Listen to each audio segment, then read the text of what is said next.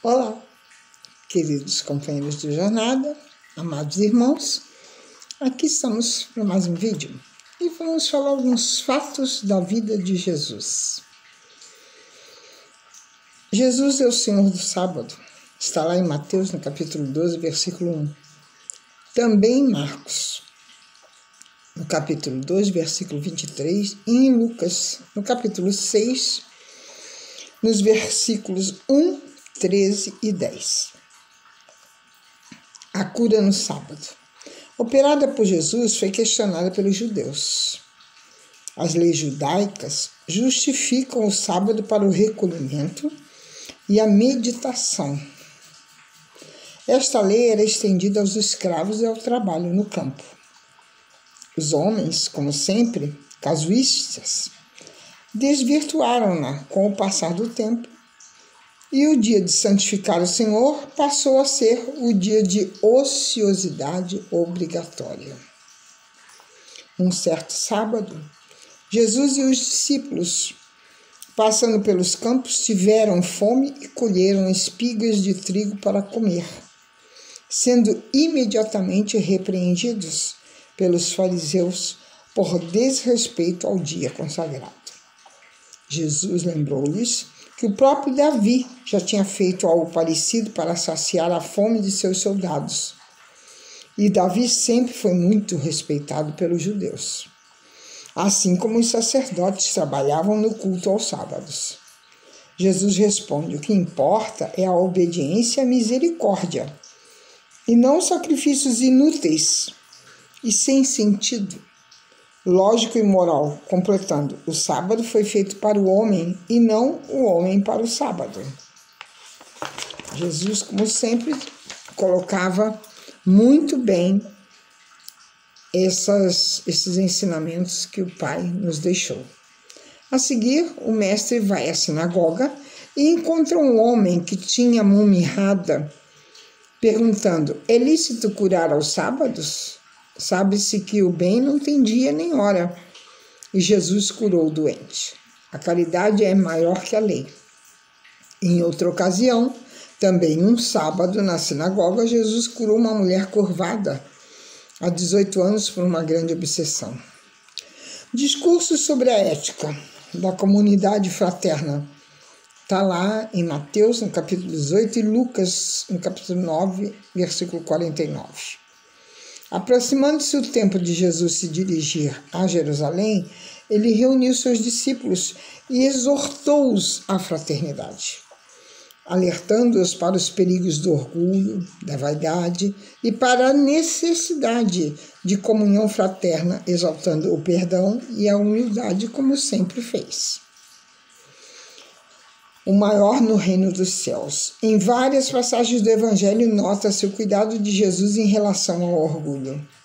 Certa vez o mestre diz que, se não vos converterdes e não vos fizerdes como crianças, de modo algum entrareis no reino dos céus. A simplicidade e mansuetude da criança em geral era a mostra do ensino.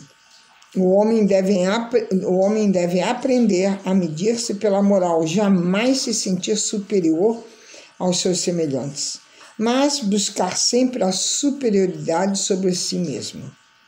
Acima disso, somente os que entendem a igualdade da filiação espiritual e a respeitam podem se unir na sintonia do amor, desse amor fraterno, amor universal.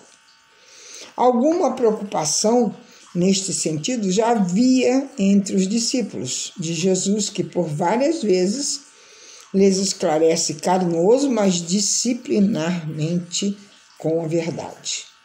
Em várias parábolas, ele o recorda como dos primeiros assentos, onde declara: o que se exalta será humilhado. O escândalo. Ampliando o seu ensino, demonstra que quem receber alguém semelhante na simplicidade e humildade de criança, em nome de Jesus, recebe-o de verdade. A infância desamparada, o adulto honesto, esforçado e sofredor, são os caminhos de Jesus, que lhes dá amparo, sustentação e bálsamo nas suas dores. Além do cuidado da autoexaltação, é necessária a bondade e a boa vontade para com todos. Sabe-se que sempre haverá escândalo, pedras de tropeço, em afinidade com as vidas passadas, obsessões, vinditas, quer dizer, brigas, discussões. Entretanto, ai do mundo por causa dos escândalos, principalmente os que afetam a espiritualização do ser. Incisivo e lógico, o mestre afirma que é melhor ao homem ficar sem uma mão e continuar se esforçando no caminho da vida eterna do que estar inteiro, corpo e alma, em sofrimento de expiação e orar pelas suas iniquidades em tempo subjetivamente longo. Ovelha desgarrada. Ao conclamar a importância do auxílio mútuo, Jesus diz que nenhum ser humilde e simples se perderá, e até aquele que se desgarrar na ilusão do mundo ou por má orientação será buscado. Sua volta exatamente será certa, é cheia de alegria, como na parábola do filho pródigo, pois que destes nenhum se perderá. A oração em comunidade. Continuando, afirma a importância da afinidade e sintonia dos pensamentos. O pensamento é um fluido vivo e multiforme, intensamente plasmático, de grande potencial energético, quando bem articulado. Segundo André Luiz, que fala lá no seu livro Evolução em Dois Mundos, é através da absorção desse subproduto cósmico que a criatura assimila a força emanada do Criador, esparsa em todo o cosmos, transubstanciando-se sob a sua responsabilidade para influenciar na criação a partir de si mesmo. Esse fluido é impulsionado pela vontade. Ora, quando duas forças ou mais se unem harmonicamente em direção a Deus, a invocação sublime se torna mais apta, pois o bom desejo, assim como o bom pensamento, é como uma força positiva que coloca a criatura em sintonia com a providência divina. E daí a conclusão: onde 2 ou 3 estiverem reunidos em meu nome, ali estarei no meio deles. Sobre o perdão das ofensas. Discorrendo sobre a harmonia fraterna, o mestre aconselha a reconciliação com o adversário. Ouvir e esclarecer o problema com o companheiro a sós. Este, não ouvindo ou não havendo boa vontade, busca-se o auxílio de outras testemunhas ou, se for mais grave, ampara-se na justiça ou um conselho entre amigos. Depois de tudo, se não alcançar o meio termo, esqueça-se para que o tempo haja inapelavelmente, pois tudo que está obscuro será esclarecido mais tarde. De forma alguma deve ser guardada a mágoa ou a raiva dos desencontros, pois tudo quanto ligardes na terra será ligado no céu, e tudo quanto desligardes na terra será desligado no céu. A responsabilidade dos novos sentimentos amadurece com o livre-arbítrio. A vingança martiriza e escraviza, e o perdão liberta. Com tantas conceituações profundas, Pedro humildemente perguntou a Jesus: Senhor, quantas vezes devo perdoar a quem me ofendeu? A resposta mais profunda: não te digo até 7, mas 70 vezes 7. Está lá em Mateus, no capítulo 18, versículo 22. Quem está por aqui livre de errar? Disse Jesus. Perdoar sempre, tanto quanto se quiser ser perdoado. Quando não se perdoa, já julgou, condenou o desafeto. Perdoar é compreender que a ação mal feita não o seria se o adversário lhe conhecesse a gravidade. Uma vez compreendida a situação pesarosa do próximo, é mais fácil esquecer. Perdoar é doar amor, é misericórdia. Concluindo estes ensinamentos, o mestre narrou a parábola do devedor implacável. numa explicação claríssima de que o perdão, antes de ser uma dádiva da bondade, é uma libertação da alma, pois é perdoando que se é perdoado. E todo desentendimento é sanado com a misericórdia. Falando sobre o divórcio, a civilização humana tem núcleos com leis civis diferentes que na realidade se tornam imposições sociais, necessárias ao bem viver da comunidade que as organiza segundo a sua cultura. A lei divina, em sua perfeição, ela é imutável, mas relativa à capacidade moral das criaturas.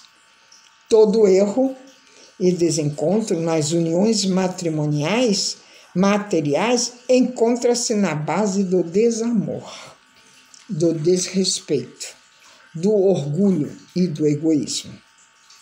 O que se unir à força separa-se por si mesmo.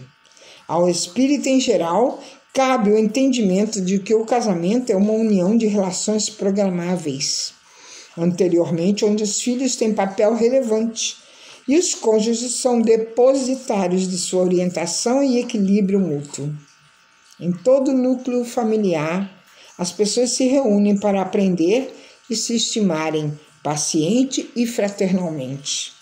No casamento, a compreensão, a boa vontade, o entendimento e principalmente o respeito e a estima são os fios que tecem as bases sólidas do amor e da fraternidade.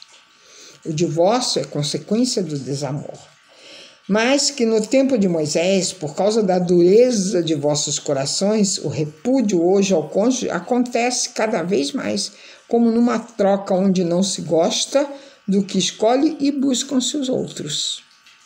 Existem fatos graves onde o divórcio apenas separa legalmente o que já está separado, deixando para outras vidas o reencontro desarticulado.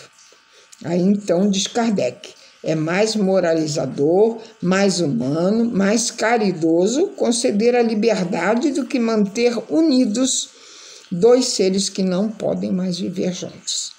Está lá no Evangelho segundo o Espiritismo, no capítulo 22, no item 4.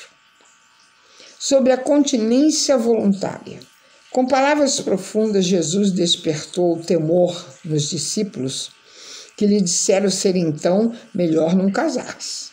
Uma comunidade onde não haja divórcio teria que ser equilibrada e harmoniosa.